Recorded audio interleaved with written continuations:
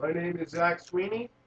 This is a presentation on expressive language disorders, which includes specific language impairments. As an educator, whenever you talk about writing fluency, you have to consider language fluency. These two disabilities usually go hand in hand. If a student has very poor language fluency, then they will the majority of the time have poor writing fluency. Through my research, this type of disability is called Mixed Perceptive Expressive Language Disorder, or MRELD. This disability basically means that a child is going to have many difficulties with all forms of language. This includes writing and linguistics. Symptoms of expressive language disorder include frequently grasping for the right word, using the wrong words in speech, making grammatical mistakes, relying on short, simple sentences construction, relying on stock standard phrases, inability to come to the point of what they're trying to say, problems with retelling a story or relaying information, inability to start or hold a conversation. This is a video of a child with expressive language disorder.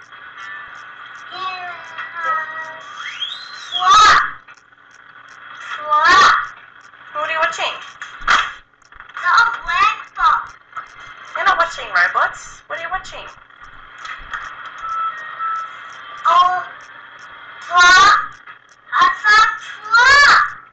Brown and a truck.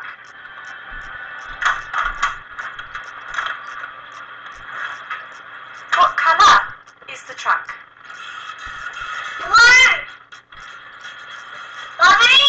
Yeah. Pardon? Brown is yellow. Are you tired?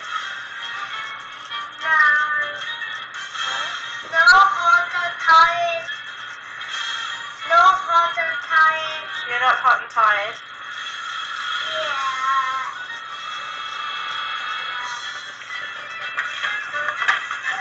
Are you having fun?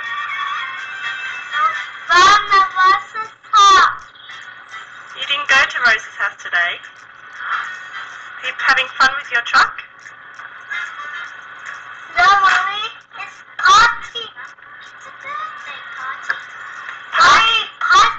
Party. Can you say, look, it's fun?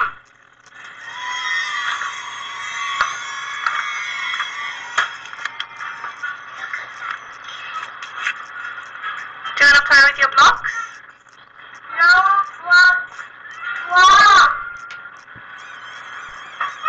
What's happening? Balloons? Who's that?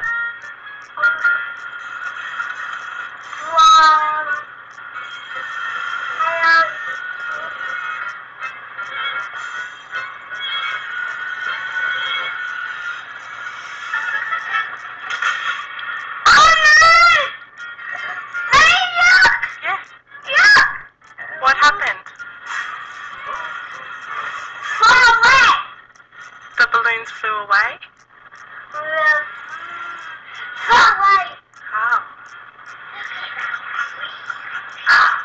Yum. Cream.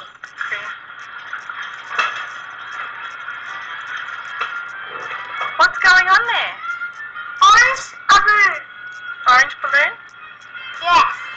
Okay. Can you say bye?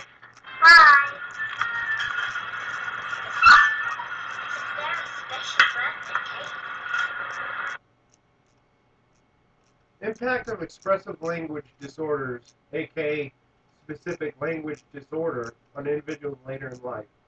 Certain studies conducted specifically on individuals with specific language impairments, such as expressive language disorder, track individuals from childhood to adulthood. These have made startling correlations.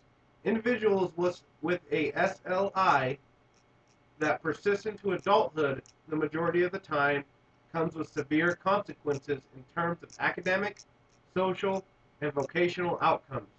Research has found that these individuals avoid occupations that require high literacy skills. In turn, these jobs are low-paying careers that lead to the individuals having very low socioeconomical status, or in other words, living in poverty. This is another word of a girl with expressive language disorder, and she is very similar to one of the students I currently am teaching.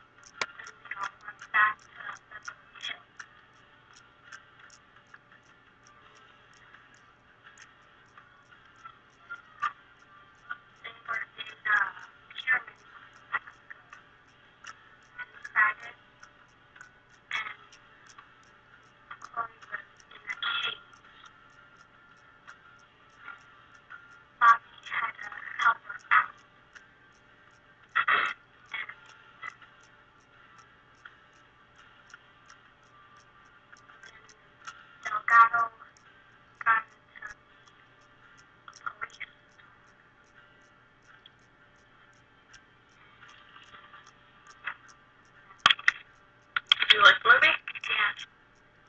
What was your favorite part?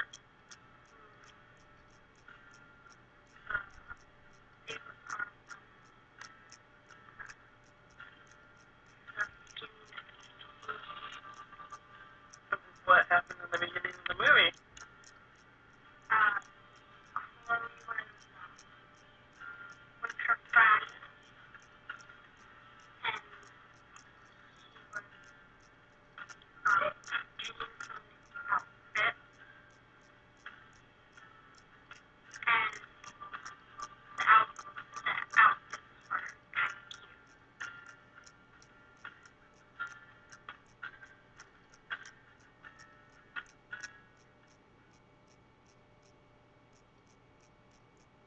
I chose to show this video, like I said before, because one of my students who has expressive language disorder is very similar to this girl.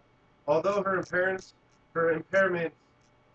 are much more severe, his symptoms are very similar.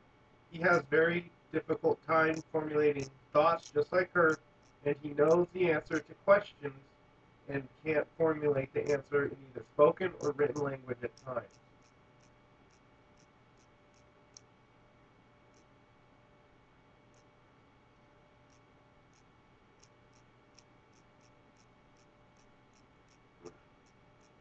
This is one of the students' work.